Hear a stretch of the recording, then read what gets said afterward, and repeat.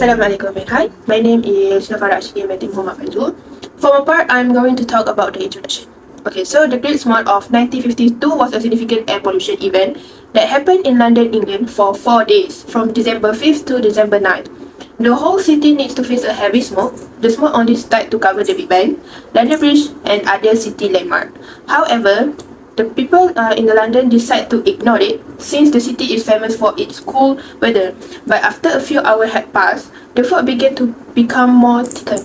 However, the thousands of tons of soot that London industries smoked like chimney and also car were pumping into the air causes the fog to turn into a silky yellowish brown color within only a few hours. The city electric tram system had been replaced by a smoke benzene diesel-powered buses, which added to the already hazard meets.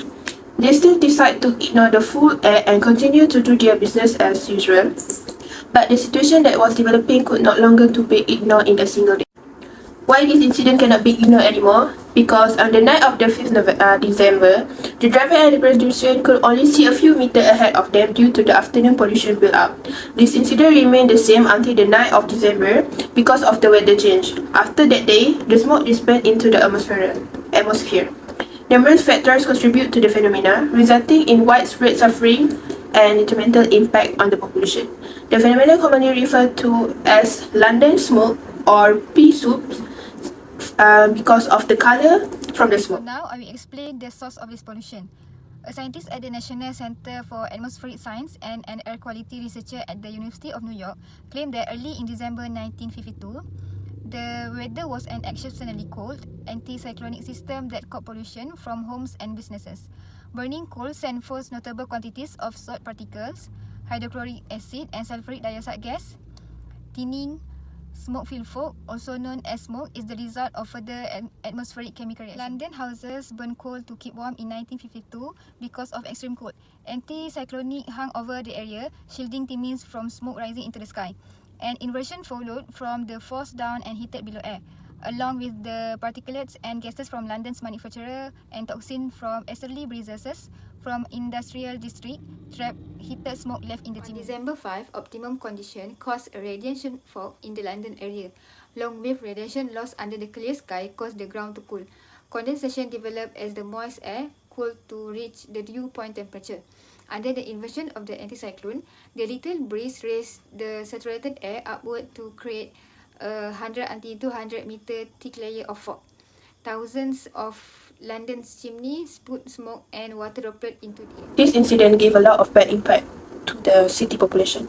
Even though the smoke are no longer after the December of 9, but it still had a significant impact on the city health. It proved fatal, particularly for a vulnerable demographics such as elderly, young children, and also individuals that already suffer with a respiratory ailment. And also there are also some deaths that caused because of their bronchitis and pneumonia skyrocket.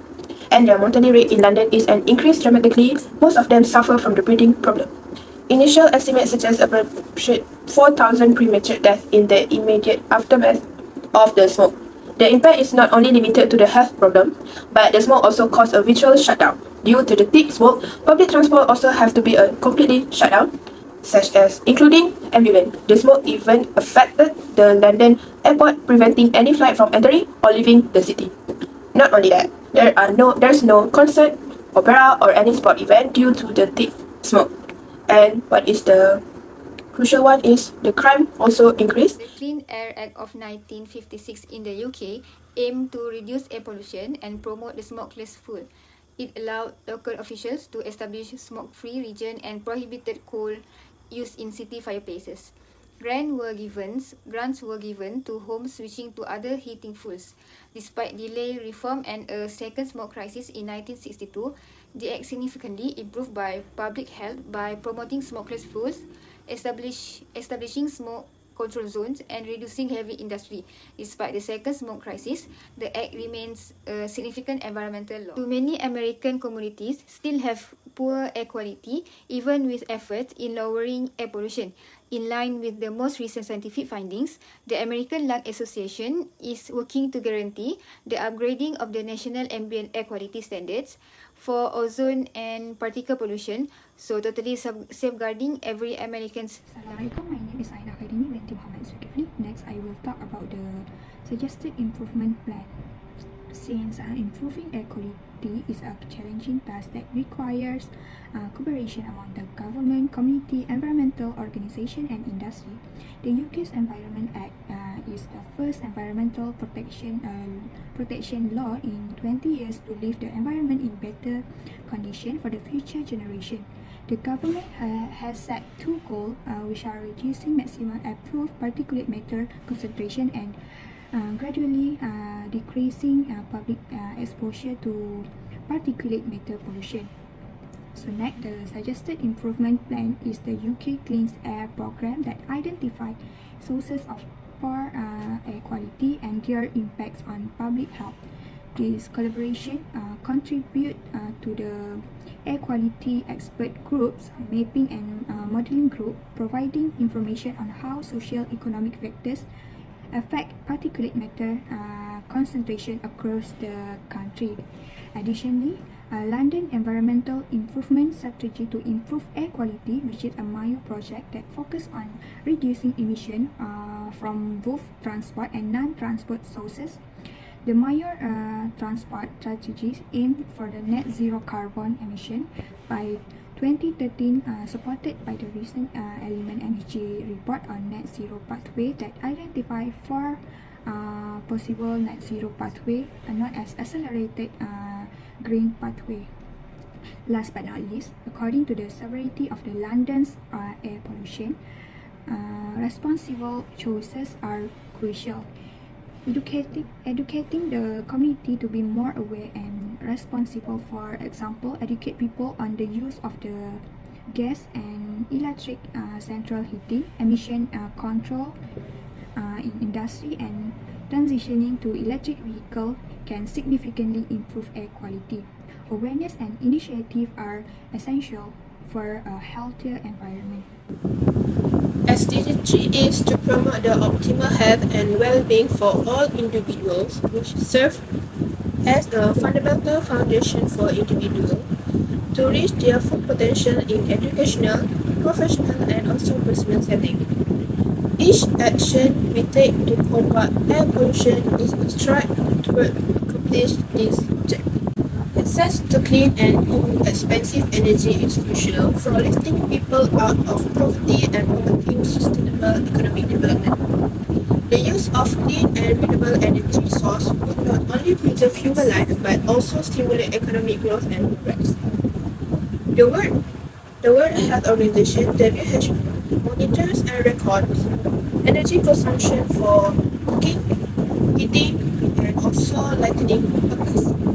This information is utilized to assess the investment made in reaching SDG goal number The 6. next SDG is the development of sustainable cities and communities is of great relevance in our fast urbanizing environment. 75% of carbon emissions come from urban areas. By 2025, 70% of people worldwide are expected to live in cities.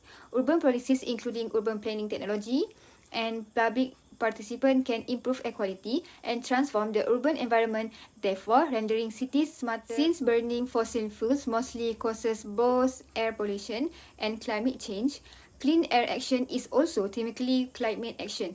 Cooking and reducing transport emissions as well as moving to reasonably priced greener energy will help to solve the climate problem. Next, promoting clean air is essential for achieving Sustainable Development Goal 15, which is life on land. Clean air support ecosystem and biodiversity by preventing harm caused by air pollution. Air pollutant can negatively impact plant, animal, and microorganisms within ecosystem.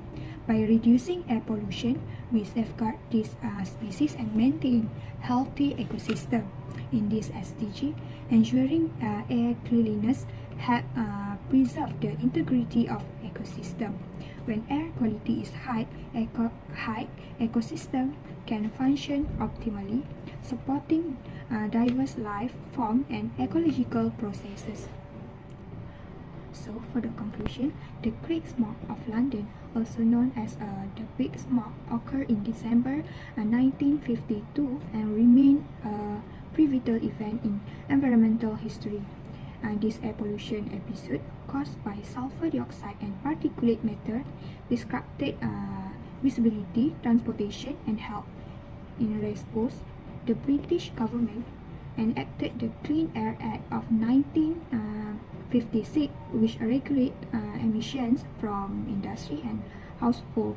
Measures include promoting cleaner fuels, relocating power plant away from city, and establishing smokeless zones.